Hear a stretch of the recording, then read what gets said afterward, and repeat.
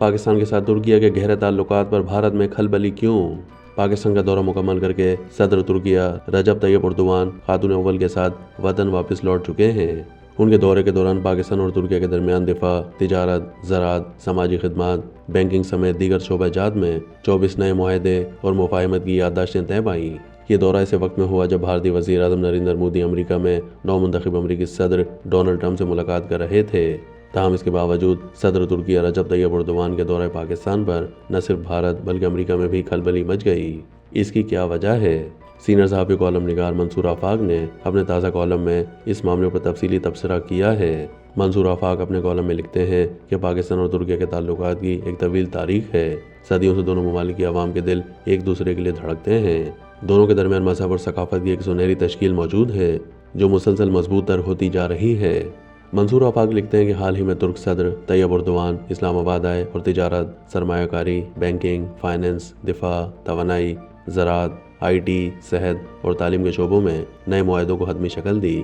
ان کے دورہ پاکستان کو دہلی اور واشنگٹن گہری اور تشویشناک نظر سے دیکھ رہے ہیں۔ بھارتی میڈیا کے مطابق پاکستان کے ساتھ ترکی کے گہری دفاعی تعلقات بھارت کے لیے تشویشناک ہیں۔ کالم نگار نے یاد دہانی کروائی کہ حال ہی میں پاکستان نے ترک بحری جہازوں کی خریداری کے معاہدے پر دستخط کیے ہیں جس سے ان کی دفاعی شراکت میں مزید اضافہ ہوا ہے۔ جنوری میں دونوں ممالک نے مشرقی بحیرہ روم میں بحری مشقیں بھی کی جن سے دونوں کے بڑھتے ہوئے فوجی تعاون کا اظہار ہوتا ہے۔ امریکی میڈیا بھی اس دورے کو اسی تناظر میں دیکھ رہا ہے۔ اس کا بھی یہی خیال ہے کہ واشنگٹن اس دورے کے بعد پاکستان اور ترکی کے درمیان جاری دفاعی پروڈکشن میں تعاون پر گہری نظر رکھے گا۔ کالم نگار کے بقول یہ خیال کیا جاتا ہے کہ شام میں اسد حکومت کے خاتمے نے خطے میں انقرہ کی پوزیشن کو مضبوط کیا ہے، مگر شام میں اسرائیلی فوج کے داخلے نے ترکیہ کو اسرائیل کے ساتھ ایک براہ راست مقابلے میں بھی ڈال دیا ہے۔ اسرائیل کے اعلیٰ سیکیورٹی حکام نے بھی شام میں ترکیہ کی بڑھتی ہوئی مداخلت پر تشویش کا اظہار کیا ہے۔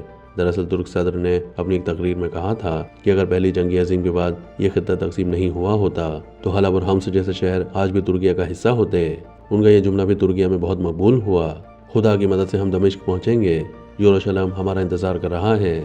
منصور آفاق اپنے کالم میں بتاتے ہیں کہ ترک صدر کے مخالفین بھی یہ بات بڑی شدومت سے کرتے ہیں کہ اردوان کی پالیسیوں کا مقصد شام پر اسٹریٹجک کنٹرول کے ذریعے خلافت عثمانیہ کو بحال کرنا ہے۔ دراصل ترک فوج جو مشرقی وسطی میں سب سے بڑی اور طاقتور فوج ہے، اس کی مضبوط ترین شاخوں میں ترک بحریہ بھی شامل ہے۔ ترک فوج میں 4,25,000 فعال اہلکار اور 3,80,000 اضافی ریزروسٹ شامل ہیں۔ لہٰذا ترکیہ کا شام میں ایک غالب طاقت کے طور پر بڑھتا ہوا اثر اس بات کا اظہار ہے کہ مستقبل قریب میں شامی محاذوں پر ترک اور اسرائیلی فوجیں آمنے سامنے ہوں گی۔ اپنے کالم میں ایک اہم نقطے کی جانب اشارہ کرتے ہوئے منصور آفاق لکھتے ہیں کہ دفاعی معاملات میں پاکستان اور ترکیہ کے تعلق پر غور کیا جائے تو اس کا آغاز لفظ اردو سے ہوتا ہے۔ اردو ترکی زبان کا لفظ ہے جس کا مطلب بھی لشکر یعنی فوج ہے۔ خلافت عثمانیہ کے ساتھ برِ صغیر کے مسلمانوں کے دل اس قدر جڑے ہوئے تھے کہ 20ویں صدی کے اوائل میں یہاں اس کی حمایت میں ایک بہت بڑی تحریک شروع ہوئی تھی جس کا نام تھا تحریک خلافت۔ کالم نگار نے تاریخی حوالے دیتے ہوئے بتایا کہ پاکستان بننے کے بعد صدر ایوب خان کے دور میں پاکستان اور ترکیہ کے درمیان دفاعی تعلقات انتہائی مضبوط ہوئے۔ دونوں ممالک کے مابین متعدد معاہدے ہوئے۔ دفاعی تعلقات کو مزید مستحکم کرنے کے لیے مشترکہ فوجی مشقوں کا اہتمام کیا گیا اور ایک دوسرے کی فوجی تربیت میں مدد فراہم کی گئی۔ دونوں ممالک نے تجارتی تعلقات کو بڑھانے کے لیے کئی اہم اقدامات کیے۔ پاکستان نے ترکیہ میں زرعی مصنوعات خاص طور پر گندم اور چاول کی فراہمی کو بڑھایا اور ترکیہ نے پاکستان کو صنعتی مشینری فراہم کی۔ اس دور میں دونوں ممالک نے اپنی تجارتی پالیسیوں کو ہم آہنگ کرنے کی کوشش کی تاکہ باہمی تجارت میں اضافہ ہو سکے۔ منصور آفاق نے اپنے کالم میں یاد دہانی کروائی کہ ترکیہ نے ہمیشہ پاکستان کی بین الاقوامی سطح پر حمایت کی ہے، خاص طور پر بھارت کے ساتھ کشیدگی اور کشمیر کے مسئلے پر پاکستان کا بھرپور ساتھ دیا۔ ایوب خان کے دور میں پاکستان اور ترکیہ کے ثقافتی تعلقات میں بھی اضافہ ہوا۔ دونوں ممالک کی عوام نے ایک دوسرے کی ثقافت اور روایات کا احترام کیا اور ایک دوسرے کے ثقافتی پروگراموں میں شرکت کی۔ ترکیہ نے پاکستان کے تعلیمی اداروں میں اساتذہ بھیجے اور پاکستان نے ترکیہ کے طلباء کو تعلیمی وظائف فراہم کیے۔ اس کے علاوہ دونوں ممالک نے اپنے فنون، موسیقی اور ادب کے تبادلے کو فروغ دیا جو مسلسل جاری رہا۔